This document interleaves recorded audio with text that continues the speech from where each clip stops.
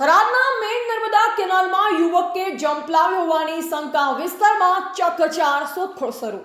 થરાદ તાલુકાના જાંડલા અને ડેલગામ વચ્ચે આવેલી મેન નર્મદા કેનાલમાં એક યુવકે જમ્પ લાવ્યો હોવાની શંકાસ્પદ ઘટના સામે આવતા વિસ્તારમાં ભારે ચકચાર મચી ગઈ છે.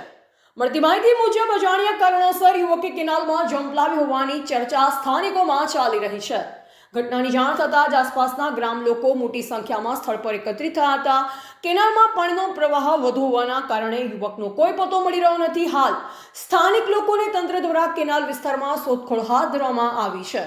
સ્થાનિક લોકોના જણાવ્યા મુજબ નર્મદા કેનાલ નજીક પૂરતી સુરક્ષા વ્યવસ્થા ન હોવાના કારણે આવી દુર્ભાગ્યપૂર્ણ ઘટનાઓ બનતી રહે છે. કેનાલ કિનારે ચેતવણી બોર્ડ અથવા સુરક્ષા માટે કોઈ ખાસ વ્યવસ્થા ન હોવાના મુદ્દે લોકોમાં તંત્ર સામે નારાજગી પણ જોવા મળી રહી છે. સમાચાર લખાઈ રહ્યા હતા ત્યાં સુધી યુવક વિશે કોઈ ચોક્કસ માહિતી મળી ન હતી અને શોધખોળની કામગીરી ચાલુ રાખવામાં આવી છે.